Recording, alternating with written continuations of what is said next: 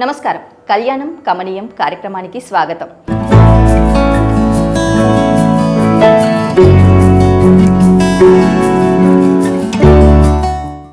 వివాహానికి సంబంధించి వధువు వరుడి జాతకం ఎలా చూడాలి అనేసి తెలియజేయడానికి ప్రస్తుతం మనతో పాటు సుప్రసిద్ధ జ్యోతిష్య వాస్తు పండితులు బ్రహ్మశ్రీ డాక్టర్ నాయకంటి మల్లికార్జున శర్మ గారు ఉన్నారు. వారితో మాట్లాడిద్దాం. నమస్కారం గురువుగారు. నమస్కారం. గురుగారు, మనం వివాహం కార్యక్రమం చేస్తున్నాం కాబట్టి ఈ వివాహం జరిపించే సమయంలో చాలామంది జన్మరాశి నక్షత్రం ఈ రెండు చూసి మాత్రమే ముహూర్తాలు పెట్టడం జరుగుతుంది. మరి ఈ రెండు సరిపోతాయా వివాహం చేయడానికి, లేదంటే ఇంకేమైనా చూడాల్సి ఉంటుందా? ఫస్ట్ పాయింట్ ఏమిటంటే అండి, ఒక ముహూర్తాన్ని కానీ ఒక జాతకాన్ని నిర్ణయం చేసేటప్పుడు జాతకానికి ఫస్ట్ పాయింట్కి మనం వెళ్ళేటట్టయితే అబ్బాయి అమ్మాయి యొక్క నక్షత్రాలు మనం తీసుకున్నప్పుడు వేద నక్షత్రాలన్నీ కొన్ని ఉంటాయి ఆపోజిట్. ఆ నక్షత్రాల వాళ్ళు వివాహం చేసుకోకూడదు. ఎగ్జాంపుల్ అశ్విని నక్షత్రం వాళ్ళు ఉన్నారనుకోండి, జ్యేష్ఠ నక్షత్రం వాళ్ళు వివాహం చేసుకోకూడదు. భరణి నక్షత్రం వాళ్ళు అనురాధ నక్షత్రం వాళ్ళు చేసుకోకూడదు. కృత్తికా నక్షత్రం విశాఖ నక్షత్రం వాళ్ళు చేసుకోకూడదు. రోహిణి నక్షత్రం వాళ్ళు స్వాతి నక్షత్రం చేసుకోకూడదు.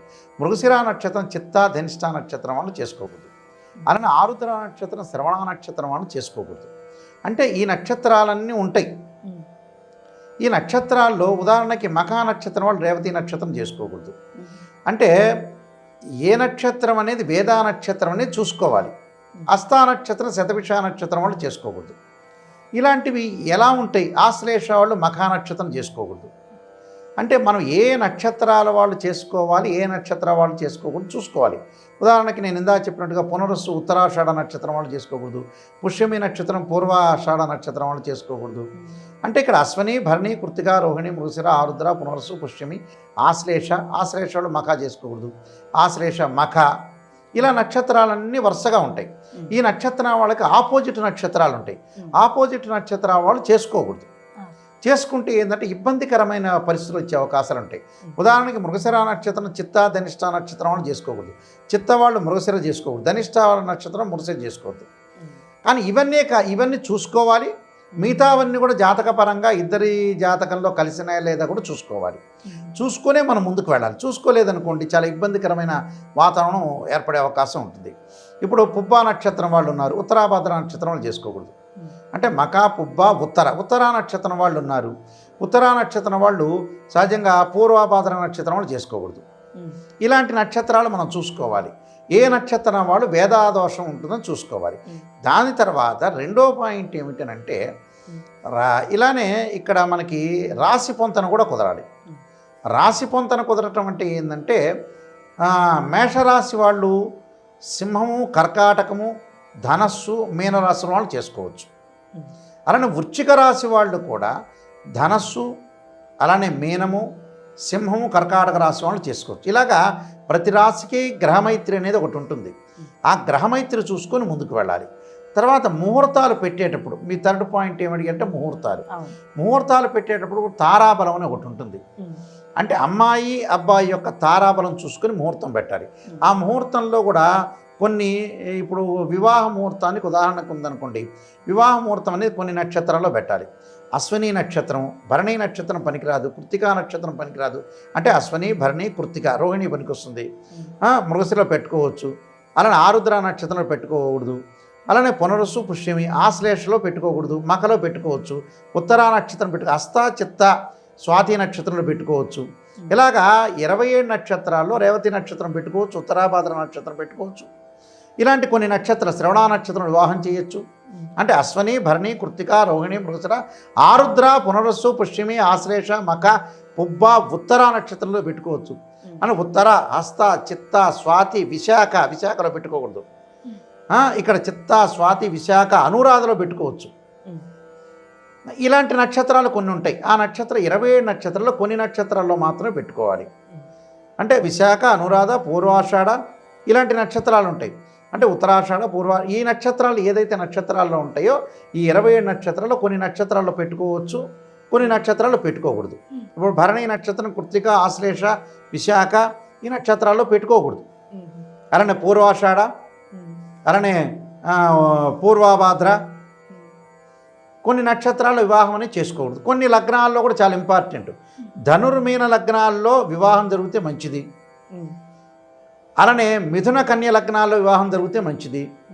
అలానే తుల వృషభ లగ్నాల్లో జరిగితే చాలా మంచిది అంటారు. అలానే ఇక్కడ సింహ లగ్నంలో జరగవచ్చు, కర్కాటక లగ్నంలో కూడా మంచిదే. అలా కొన్ని లగ్నాలు, ఆ లగ్నానికి సంబంధించిన కొన్ని గ్రహాలు ఉంటాయి.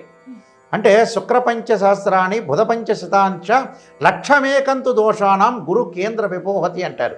అంటే ఏ స్థానాల్లో ఏ గ్రహాలు ఉన్నాయి, ముహూర్తం అనేది చాలా ఇంపార్టెంట్. ముహూర్తానికి నక్షత్రము, తిథి, అలాంటి లగ్నము, ఏకవింశతి మహాదోషాలు ఉంటాయి, 21 దోషాలు ఉంటాయి. అంటే కర్తర్లో పెట్టకూడదు, గురుమౌఢ్యంలో పెట్టకూడదు, శుక్రమౌఢ్యంలో పెట్టకూడదు. శుక్రమౌఢ్యం చాలా ఇంపార్టెంట్. సంక్రాంతి ముందు పెట్టుకోకూడదు, శూన్యమాసాల్లో చేసుకోకూడదు, పుష్యమాసంలో చేసుకోకూడదు, ఆషాఢ మాసంలో చేసుకోకూడదు, భాద్రపద మాసంలో చేసుకోకూడదు వివాహం అనేది. అంటే కొన్ని మాసాలు ఉంటాయి. చైత్ర మాసంలో చేసుకోవచ్చు, వైశాఖ మాసం, మాఘమాసము, మార్గశిర మాసం, కార్తీక మాసం, పాల్గొన మాసాలు, శ్రావణ మాసాల్లో వివాహం అనేది చేసుకోవచ్చు. అంటే కొన్ని శుభమాసాలు ఉంటాయి, ఆ శుభమాసాల్లో మాత్రమే వివాహం చేసుకోవాలి. శూన్యమాసాల్లో కానీ, మౌఢ్యమి దోషం ఉన్నప్పుడు కానీ, కర్తరి దోషం ఉన్నప్పుడు కానీ, గ్రహణ సమయంలో కానీ, అమావాస్య రోజున కానీ కొన్ని తిథులు ఉంటాయి. ప్రత్యేకంగా మనకి 30 తిథులు ఉంటాయి. ఆ 30 తిథుల్లో శుక్లపక్షంలో 15 రోజులు, అలానే మనకి కృష్ణపక్షంలో 15 రోజులు ఉంటాయి. శుక్లపక్షం అనేది స్టార్టింగ్ అవుతుంది. శుక్లపక్షంలో ఎలా ఉంటుందంటే, శుక్లపక్షము బహుళపక్షం ఎందుకన్నారంటే, ఒక తిథిని మనం పంచాంగ ప్రకారం క్యాల్కులేట్ చేసేటప్పుడు సూర్యచంద్రుల యొక్క డిఫరెన్స్ని తిథి అంటారు. దాని యొక్క డిగ్రీల్లో 12 డిగ్రీలు అనేది ఉంటుంది. 12 డిగ్రీల్లో ఉంటే ఏంటంటే శుక్లపక్షంలో ఉంటే పాడ్యమి, 24 డిగ్రీల్లో ఉంటే పాడ్యం విధి అని, 36 డిగ్రీలో ఉంటే తది అని, 48 డిగ్రీలో ఉంటే చవితి అని అంటారు. అలాగా ఒక్కొక్క 12 డిగ్రీల డిఫరెన్స్ తోటి తిథి ఉంటుంది. శుక్లపక్షంలో వచ్చేటప్పుడు విధియ మంచిది, పాడ్యం పనికిరాదు. విద్య, తదియ, అలానే పంచమి, అలానే సప్తమి, అలానే దశమి, ఏకాదశి, ద్వాదశి, త్రయోదశి, చతుర్దశి కూడా పనికొస్తుంది. పౌర్ణమి ముందు, పౌర్ణమి తర్వాత ఇక పాడ్యం పనికొస్తుంది. పాడ్యమి, విద్య, తదియ, పంచమి, అలానే సప్తమి, అలానే దశమి, ఏకాదశి, ద్వాదశి వరకు పర్వాలా. అలాగా అంటే పూర్ణచంద్రుడు ఉన్నప్పుడు మనం చూసుకోవాలి. అలానే బుధగురు శుక్రులు కూడా అనుకూలంగా ఉండాలి ముహూర్తానికి. ఆ జన్మలగ్నంలో బుధుడున్నా, జన్మలగ్నం గురువు ఉన్నా, జన్మల శుక్రుడు ఉన్నా కూడా సమస్త దోషాలన్నీ కూడా తెలియపోతాయని శాస్త్రం. అలానే లాభస్థానంలో రవి ఉన్నా కూడా వివాహ ముహూర్తానికి చాలా మంచిది అంటారు. అలానే వివాహ ముహూర్తం మనం టెస్ట్ చేసేటప్పుడు పంచహరహితం అని చూస్తారు. అంటే పంచహరహితం అంటే ఆ రోజు ముహూర్తానికి తిథి, వారము, నక్షత్రం, లగ్నాన్ని కలిపి 9తో భాగిస్తే 3, 5, 7, 9, 0 వస్తే మంచివి అని అర్థం. అంటే పంచరహితంలో 2 రకాలు ఉంటాయి. పరిపుష్టకమైన పంచరహితం ఉంటుంది, తర్వాత వచ్చేటప్పుడు గతదిది తాత్కాలిక లగ్నముని క్యాలిక్యులేట్ చేసే మార్తాండ రహిత పంచరహితం కూడా మంచిదే. ధ్రువకరైత్య పంచరహితం అనేది మంచిది కదా, దేవాలయం ప్రతిష్టకు మాత్రం వాడతారు. అంటే ముహూర్తం కూడా చాలా ప్రాధాన్యత. ఇక గురువుగారు ముహూర్తం పెట్టిన తర్వాత వీళ్ళు ఇంకా ఫోటోగ్రాఫ్ వాళ్ళు వస్తుంటారు. గురువుగారు అంటే జీలకర్ర బెల్లం పెట్టి ఇటు పెట్టండి అటు పెట్టండి అని, అదొక పర్ఫెక్ట్ కాదు అది. ఎందుకంటే వాళ్ళు ఏం చేస్తారంటే, ఇక్కడ ఉండే ఎవరైతే పండితులు వివాహం చేస్తుంటారో వాళ్ళ వివాహం కాగానే ఎంబటే ఫోటోగ్రాఫర్ ఇంకో షూట్ ఉంటుంది. వీళ్ళది వేదోక్తంగా జరుగుతుండగా వాళ్ళ షూట్ ఎక్స్ట్రా ఉంటుంది. జీలకర్ర బెల్లం ఇలా పెట్టండి, తల మీద పెట్టండి, అలా పెట్టండి, ఇలా తమలపాకుతో అసలు తమలపాకు కూడా పూర్వం రోజుల్లో లేదు, జీలకర్ర బెల్లం మాత్రమే తల మీద పెట్టేవాడు. ఇలాగా కన్యాదానం అప్పుడు, కాళ్ళు కడిగేటప్పుడు ఈ పుష్కరాంశం ఉంటుంది. ప్రతి లగ్నానికి ఒక పుష్కరాంశం ఉంటుంది. ఇన్ని విఘడియల్లో ముహూర్తంలో చేయాలని. అది వీళ్ళు ఆ టయాన్ని తప్పించే అవకాశం లేకుండా టయాన్ని తప్పిస్తుంటారు. తప్పించకూడదు. ఇప్పుడు 9:32 కంటే కరెక్ట్గా జీలకర్ర బెల్లం పెట్టాలి. వీళ్ళు 9:32 కాకుండా ఈ ఫోటోలు వీళ్ళంతా అమ్మాయి ఆలస్యం కావటం, అబ్బాయి ఆలస్యం కావటం, ఆ ముహూర్తం దాటిపోతుంది. ముహూర్తం చూసేటప్పుడు చాలా జాగ్రత్తగా అనుసరించి అన్ని రకాలుగా తిథి, వారము, నక్షత్రం, బుధగురు శుక్రవారాలను వివాహం చేయాలని శాస్త్రం. ఆ ఆదివారం సెలవు వస్తుందని మనవాళ్ళు శని ఆదివారాలు చేస్తారు. శని ఆదివారం మధ్యం, మంగళవారం పనికిరాదు, సోమవారం వివాదం. ఇలాంటివన్నీ కూడా మనం చూసుకొని జాతకపరంగా చూసుకోవాలి. అలానే ముహూర్త పరంగా చూసుకొని ముందుకెళ్తే మనకు మంచి జరిగే అవకాశం ఖచ్చితంగా ఉంటుంది. అలాగే గురువుగారు, అసలు ఒకరి జాతకం చూపించేటప్పుడు జన్మ నక్షత్రం అలాగే రాశి చూపిస్తే సరిపోతుందా, లేదంటే ఇతర ఏమైనా చూపించాలా అనే దానికి చాలా చక్కగా వివరించారు గురువుగారు. ధన్యవాదాలు. నమస్కారం.